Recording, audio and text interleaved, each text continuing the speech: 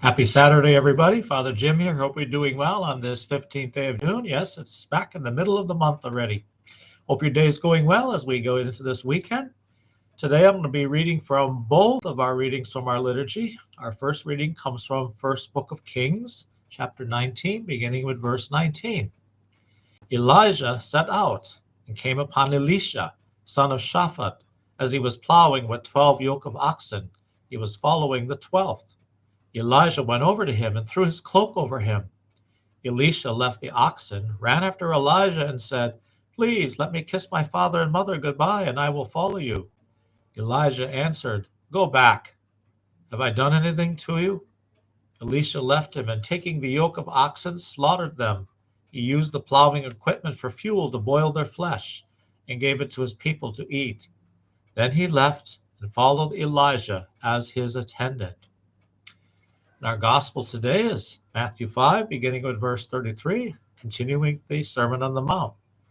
Jesus said to his disciples, "You have heard that it was said to your ancestors, 'Do not take a false oath, but make good to the Lord all that you vow.' But I say to you, do not swear at all, not by heaven, for it is by God's throne, nor by earth, for it is his footstool, nor by Jerusalem, for it is in the city of the great King. Do not swear by your head, for you cannot make a single hair white or black. Let your yes mean yes, and your no mean no. Anything more is from the evil one." So when the great prophet Elijah throws his mantle over Elisha as his choice of successor, Elisha hesitates. Wouldn't we all?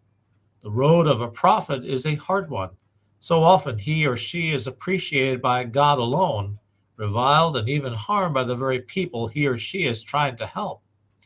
But when Elisha does choose to step into Elijah's role, he does so by the most powerful sign possible, not by words, but by action. Just as Elijah fed 100 people with 20 loaves, Elisha sacrifices symbols of his former life to feed others, and he will continue feeding others spiritually for the rest of his days.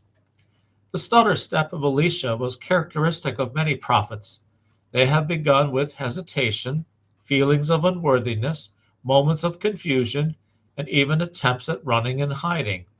But once committed to the call they received from the Lord, they were all in and ready to serve as instruments of God's judgment and speaker of his word. To use the words of today's gospel, these prophets let their yes mean yes and their no mean no. They swore no allegiance to anyone but the Lord. They swore no false oaths because they knew that only God had authority over them and gave them that authority to use in his name. The courage and integrity Elisha showed is something Jesus asks of us as well. The Sermon on the Mount, what we've been hearing these last several days, is not a set of laws. Rather, it is character formation. What kind of person does God expect us to be? The kind of person who everyone knows is honest and trustworthy, whose word is not doubted.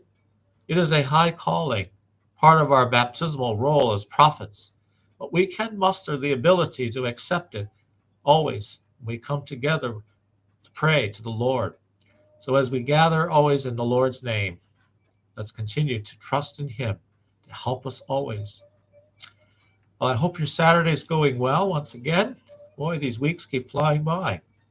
Get some rest, family time, also pray. Make sure you get to Mass this Sunday as well. God bless you. Have a great weekend, everyone. Take care now.